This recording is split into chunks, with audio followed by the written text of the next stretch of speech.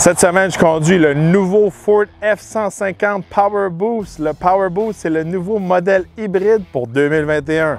Pour 2021, c'est une nouvelle génération d'F-150 carrément établie. Alors, ça faisait longtemps qu'on attendait la nouvelle génération de F-150 pour compétitionner avec les produits GM et Ram. Comme on peut constater, nouveau design pour l'F-150, nouvelle lumière, nouvelle grille, nouveau capot, etc. Le modèle qu'on a aujourd'hui avec nous, c'est un modèle Lariat. Alors, c'est un modèle un petit peu old school avec beaucoup de chrome, des mags chromés, tout ça. Mais le modèle qu'on a aujourd'hui, c'est un Lariat full équipe, fait que tous les équipements dessus. Alors, on a même les marchepieds rétractables, tout ça sur ce modèle-là. Qu'est-ce qu'on peut constater aussi? Ford a été quand même conservateur avec le F-150. On peut facilement voir que c'est un F-150. Même là, d'un côté personnel, je trouve que le F-150 est un petit peu trop conservateur pour cette génération-là. Je trouve qu'ils n'ont pas assez changé le camion à comparer de l'ancienne génération. Les lumières à l'arrière, la boîte, tout ça, c'est resté pas mal similaire à l'ancienne génération, comme qu'on peut constater ici. Un des gros atouts pour l'F-150 en 2021, c'est la nouvelle génératrice Pro Power. Avec la génératrice Pro Power, on a différents niveaux de génératrice. Avec le Power Boost, on a une génératrice Pro Power de 2,4 kW qui peut nous donner de l'électricité pour 85 heures si notre tank à essence est pleine. Et aussi, on peut opter pour une génératrice optionnelle de 7,2 kW. Là, à 7,2 kW, on peut carrément plugger notre maison dessus. Ça nous fait une belle grosse génératrice. Si vous êtes sur les chantiers, les génératrices souvent sont bruyantes, ils se font voler. Là, c'est intégré au camion. On peut la runner longtemps avec le moteur. C'est super pratique. Si moindrement vous voulez brancher des choses quand vous faites du camping, en train de travailler, ces choses-là. Parlant de travail, la nouvelle tailgate ici, elle vient équipée avec plein de trucs. On a vraiment des trucs pour mesurer en centimètres, en pouces. On peut mettre notre téléphone ici. Parfait pour luncher. Alors, plein de trucs assez pratiques. Ici aussi, on a un marchepied intégré, comme qu'il y avait auparavant. Alors, regardez, de ce côté-là, encore une fois, beaucoup de points d'ancrage à l'intérieur de la boîte. Un camion qui est bien fait puis qui est utile pour travailler. Côté remorquage, tout dépendant de l'équipement qu'on va mettre sur notre modèle hybride Power Boost, on peut tirer jusqu'à 12 400 livres. Sous le capot, on retrouve un V6 Power Boost entièrement hybride de 3,5 litres. Alors, on combine le V6 EcoBoost Twin Turbo avec un moteur électrique. C'est bon pour 430 chevaux et 570 de couple. Jumelin de transmission 10 vitesses. Le Power Boost vient se rajouter à une panoplie de moteurs qui sont disponibles pour le F-150. Alors, on a le 2.7, le 3.5, le V8 5 litres, le Power Stroke aussi. Alors, beaucoup de choix côté moteur pour le F-150.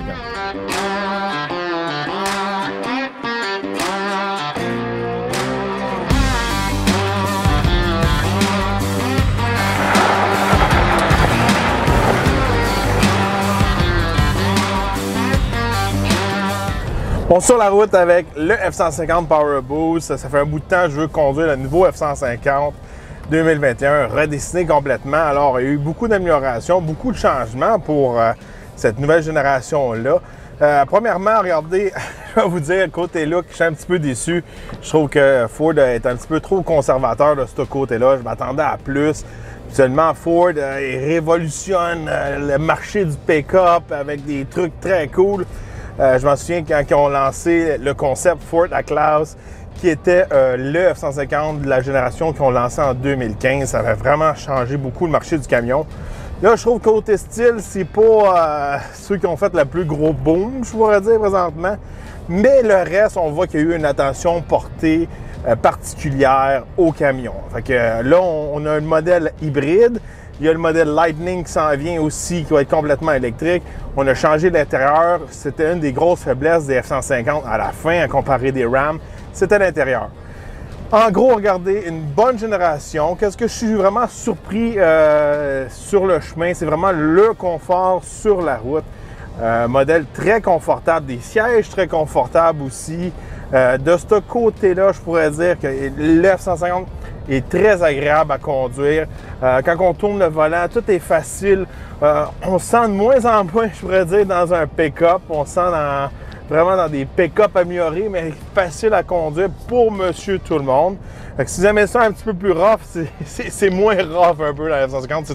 C'est encore plus doux, plus facile, tout ça. Côté design, par contre, il y a quelque chose que j'ai remarqué que j'aime vraiment pas sur les nouveaux modèles.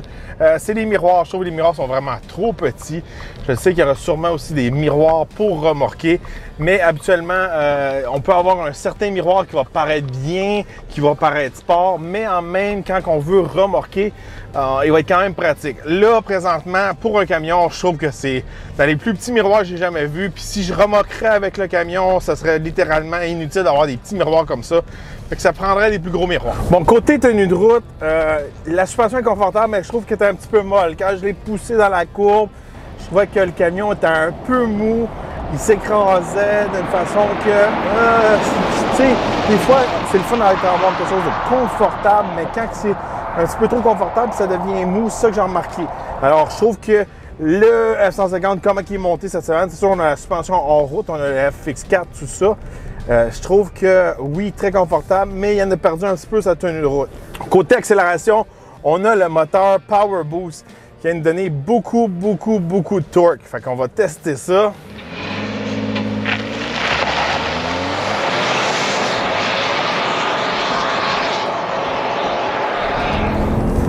Voilà, on peut faire le 0 à 100 en 5.3, 5.4. C'est presque équivalent au Ford Raptor. De ce côté-là, ça décolle. On voit que l'électrique vient de donner vraiment un instant torque qu'on appelle pour décoller. C'est extrêmement rapide. De ce côté-là, regardez, il n'y a rien à dire. Même si c'est un modèle un peu éco, hybride, ces choses-là, on ne fait pas de sacrifice à performance. Même si c'est le contraire, on a plus de performance. Bon, c'est comment conduire le modèle Power Boost. C'est un hybride. On n'a pas besoin de le brancher pour pousser vraiment les performances de l'économie d'essence, tout ça. Il faut être vraiment conduire de façon éco. Fait que conduire de façon éco, c'est vraiment, il faut faire attention à nos accélérations, aussi faire attention à comment on décélère pour récupérer de l'énergie et aussi à notre vitesse. Fait que, tout ça, on a un beau tableau sur la grosse écran qui nous a aidé. Cette semaine, j'ai conduit vraiment de façon éco. J'ai essayé de pousser mon comportement éco qui est marqué au maximum. C'est comme ça qu'on peut aller chercher le plein potentiel du moteur hybride. Je pourrais dire que souvent, le moteur hybride va tomber en mode électrique, surtout quand on est à basse vitesse. Quand on est dans un village à 30 km/h, 50 km/h, ces choses-là. Si on n'est pas trop agressif avec la pédale à gaz, on peut tomber vraiment en mode électrique. Fait que si vous êtes doux puis vous savez comment conduire un modèle hybride, ça peut bien fonctionner. Mais parfois, cette semaine, quand j'ai essayé de pousser le véhicule, j'avais des bonnes performances, mais des fois, j'avais des mauvaises surprises qu'on dirait que la communication entre le moteur à gaz et électrique se faisait pas bien. Il y a eu des bugs. Ça, c'est des trucs mécaniques que les gens qui sont vraiment un peu picky comme moi vont remarquer. Genre de personnes qui vont trouver que telle ou telle transmission est meilleure ou des bugs comme ça. Ça, c'est des choses que j'ai remarquées cette semaine. Fait que, oui, c'est une nouvelle génération. Oui, une nouvelle technologie à appliquer au F-150. Je pense que de ce côté-là, le camion aurait besoin d'un petit peu plus de tuning. Je trouve que cette semaine, j'ai eu l'expérience d'une couple de bugs que j'ai pas aimé puis qui me donnent pas trop confiance au modèle Power Boost. Si on passe à l'intérieur du F-150 2021, très bel intérieur, je trouve que c'est très réussi. On a un gros écran, les gauges devant nous sont tous électroniques, mais c'est clair, c'est précis, tout est beau. J'ai rien à dire, les boutons sont très bien situés. On a aussi, ici on peut mettre le 4x4, c'est pas en dessous de la jambe ou proche du genou. J'adore ça. Même chose pour le brake controller. Tout est bien situé, je pourrais dire. Facile à utiliser, facile à se retrouver. Il n'y a pas des pitons qui devraient, je pourrais dire, comme chez Ram, des fois, ils mettent les sièges chauffants, les sièges climatisés dans l'écran. Ils n'ont pas fait ça. On a des vrais boutons. Tout est à bonne place. On a un vrai shifter aussi.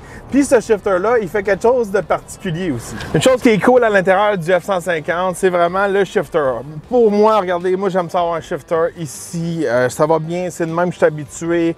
La roulette dans le Ram, je suis pas un fan. Dans le GM, c'est laid, c'est old school. On a un beau shifter ici, mais un des inconvénients d'avoir le shifter ici dans la console centrale, c'est qu'on fait un sacrifice vraiment pour l'espace. Mais Ford a pensé à leur truc. Quand on appuie sur le bouton ici, le shifter vient vraiment devenir plat et on peut utiliser la tablette juste ici. Alors, on peut mettre notre laptop, notre lunch, signer des contrats, c'est fait pour travailler. On peut plugger nos équipements juste ici. On a une place pour le plugger sur le 120. Super pratique. J'adore ça. Donc, si vous travaillez dans votre camion comme moi, vous passez beaucoup de temps dans votre camion, c'est super pratique. À l'intérieur, on trouve la nouvelle version 5. Fait que tout va bien de ce côté-là. On a des places pour brancher nos trucs, brancher nos cellulaires. Là, dans le modèle qu'on a cette semaine, on n'a même pas de place pour charger notre téléphone à cause que c'est un modèle Lariat. Mais pour le prix, d'accord, on n'est pas rendu encore au prix, mais pour le prix, ça manque. Là. Pas avoir de chargeur sans fil, c'est une grosse lacune. Mais je pense qu'une fois qu'on monte dans les modèles King Ranch, Platinum et aussi Limited, on a un chargeur sans fil. Fait que cette semaine, je trouve que ça m'a beaucoup manqué, le chargeur sans fil. Beaucoup de place à l'arrière, fantastique. On est encore une fois confortable. Gros toit panoramique. Pour un pick-up, c'est fantastique. On le voit comment il y a beaucoup de lumière qui rentre dans la cabine. En gros, regardez les finis, tout ça. Je trouve ça beau. Cette semaine, je ne tire pas la fini jeans, mais je suis sûr que ça, on va dans un modèle qui est un petit peu plus, encore une fois, King Ranch, puis Limited, tout ça. Ce serait plus mon genre. Il y a une couple de trucs, par exemple, cette semaine. C'est sûr, c'est une nouvelle génération, encore une fois. Il faut laisser des chances. Mais Ford, c'est les number one. C'est supposé être les meilleurs. Il y a une couple de trucs dans l'intérieur. On dirait que ça a été mal assemblé, ça shake. Même là, regardez, je l'entends un peu. J'ai un petit morceau ici qui vibre.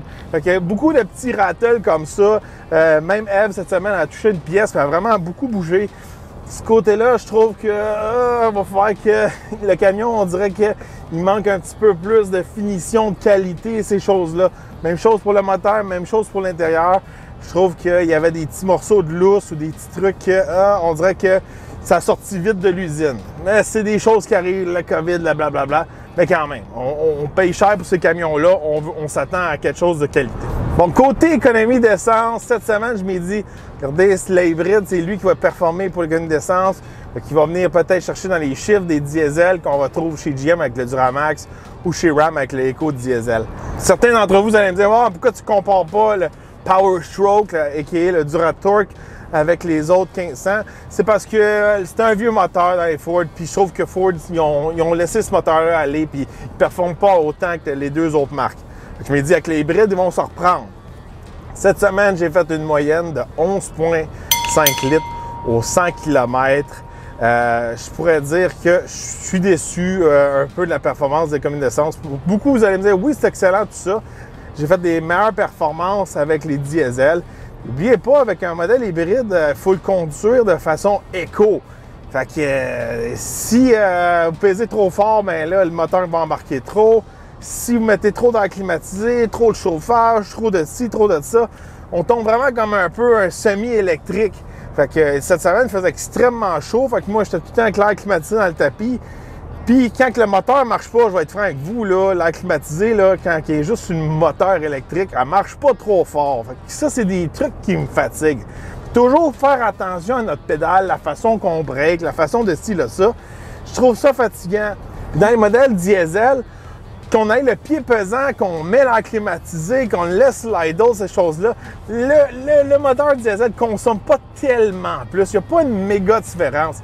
Un hybride, qu'on le conduit de façon éco ou qu'on le conduit de façon agressive, il y a une méga différence. Puis c'est un petit peu ça, je veux vous dire. Si vous conduisez de façon vraiment éco, pépère, faites attention, conduisez toujours vraiment la limite de vitesse. Les hybrides, vous allez être capable de sortir des performances. Si vous êtes quelqu'un d'occupé, quelqu'un de pressé, quelqu'un avec le pied pesant, le diesel va vous offrir des meilleures performances. La seule place où que le Power Boost pourrait être meilleur qu'un modèle diesel, ce serait en ville, à cause qu'il est souvent sur l'électrique, il s'arrête facilement, il roule sur l'électrique des fois, quand on est longtemps dans le trafic, souvent en ville. Si vous êtes un petit peu plus comme moi, un petit peu plus sur l'autoroute, un petit peu plus en campagne, le Power Boost n'est pas capable de battre les chiffres des diesels que j'ai eu avec le Duramax ou le EcoDiesel. Bon, maintenant, parlons au prix. Le camion à l'essai cette semaine est presque de 85 000 $. Je vous entends déjà dire « Wow, là, Lariat à ce prix-là, j'imagine pas les autres. » Je vous stoppe tout de suite là, je vais vous dire mon avis à moi. Le camion que j'ai cette semaine, il est trop monté pour un Lariat. On aurait pu obtenir peut-être un modèle King Ranch ou un modèle Platinum pour presque le même prix et peut-être avec les mêmes équipements ou plus d'équipements comme je ferais avec le chargeur sans fil. Ça fait pas de sens monter un modèle Lariat puis mettre toutes les options comme celui que j'ai cette semaine, puis il vient plus cher qu'un modèle qui est plus haut dans sa gamme. C'est pour ça qu'il est aussi cher que ça. OK, j'ai toutes les options, mais même si j'ai toutes les options, il manque des trucs. Fait que c'est pour ça que des fois, il faut faire attention quand vous commandez vos camions, vous choisissez les camions au concessionnaire. Des fois, les camions sont mal montés. Puis cette semaine, à mon avis, à moi, le camion a été mal monté. Bon, pour conclure, si vous me suivez depuis longtemps, vous savez que j'ai passé beaucoup de temps chez Ford auparavant. J'ai travaillé plus de 10 ans chez Ford. Fait que j'étais vraiment quelqu'un qui est habitué avec les F-150, qui a lancé plusieurs générations, plusieurs modèles, tout ça. Fait que Build for Tough, je connais ça. Puis je pourrais dire qu'avec cette nouvelle génération des F-150, Ford revient au numéro 1 avec tous les choix de moteurs, avec le modèle Lightning qui s'en vient bientôt, avec le nouveau design de l'intérieur, tout ça. Je pense que overall, je pourrais dire, en général, le F-150 est redevenu numéro 1 et de loin. Vous avez en masse de choix, vous avez beaucoup de moteurs disponibles, vous avez plusieurs EcoBoost, vous avez encore du V8, vous avez un diesel, un hybride, un full électrique avec beaucoup de choix. Fait que si vous êtes comme moi, puis cette semaine, vous êtes un petit peu déçu du modèle Power Boost, mais c'est pas grave, vous pouvez avoir encore un 5 litres, vous pouvez avoir encore un modèle EcoBoost. Vous allez pouvoir avoir un Tremor aussi bientôt, qui est une espèce de semi-Raptor. Le Raptor aussi s'en vient. Et aussi des rumeurs d'un Raptor R avec un V8 Supercharged. De ce côté-là, tout le monde est satisfait côté moteur. Est-ce que je recommande le Power Boost? Regardez, si vous faites beaucoup de villes, si votre taux d'émission est important pour vous, la pollution, tout ça, c'est une priorité. Oui, un hybride, ça peut avoir des points au-dessus des autres.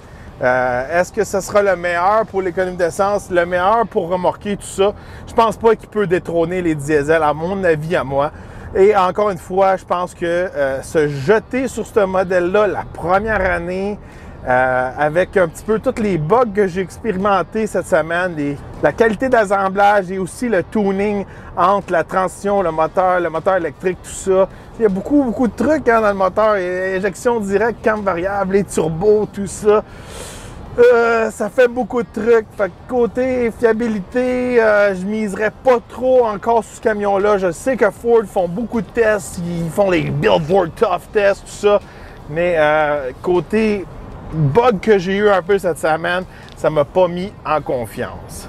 Alors dites-moi, est-ce que pour vous, ça vous intéresse un modèle hybride? Pensez-vous que les diesels sont supérieurs au modèle hybride ou les diesels, c'est les méchants pollueurs comme Volkswagen? Dites-moi vos commentaires, j'aimerais ça savoir votre avis. N'oubliez pas de vous abonner à notre page, liker, partager, nous encourager, ça nous aide beaucoup. Et on se revoit dans un prochain Essai routier.